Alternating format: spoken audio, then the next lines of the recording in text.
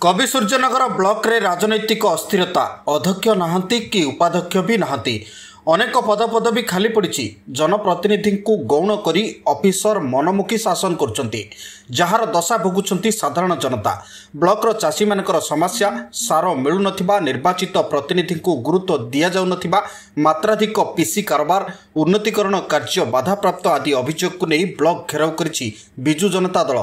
तेबे आश्चर्यर कथा होउछि BJD block घेराव कथा शुणी डिया मारी दैछंती वीडियो।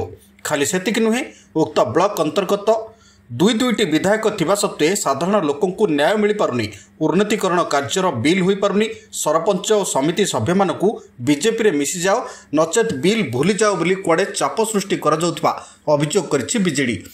साधारण जनता समस्या को नहीं आज ब्लॉक घेराव करिछि बीजेडी।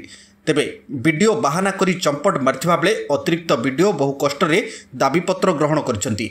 डबल इंजिन सरकार रे चाषी ठारू आरंभ करी महिला साधारण लोके एही अंचल रे एबे त्राही त्राही डाकुथिबा बेले पुणी बाबुराज व्यवस्था गणतंत्र को शक्त प्रहार करुथिबा कहिसेंती बीजेडी नेता।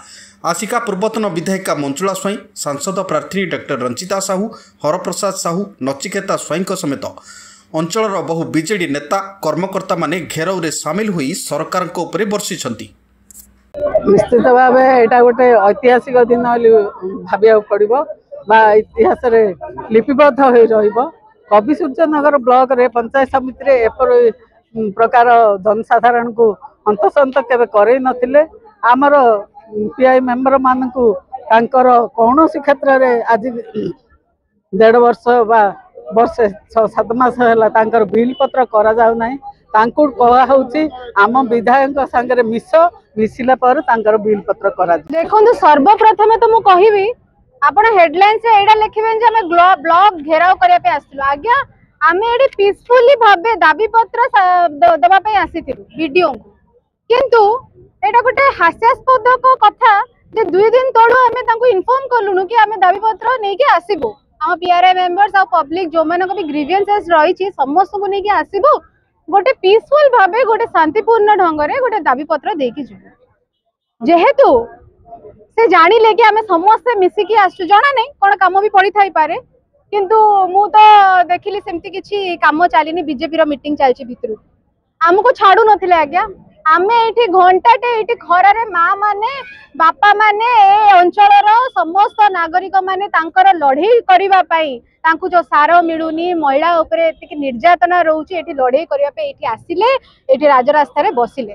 देखो तो एटा सरकार हमको कंपेल करूछन मोहन सरकार हमको कंपेल करूची कि आमे केमिति आउरी एमते डिसिप्लिन भांगी करी एठी बसिलु बुझिले ना। सेतबे आमे बसिलु आमे एठी प्रोटेस्ट कला परे तापर हमको छाडिले। आज्ञा ए माने हमको छाडू नथिले प्रथम कथा।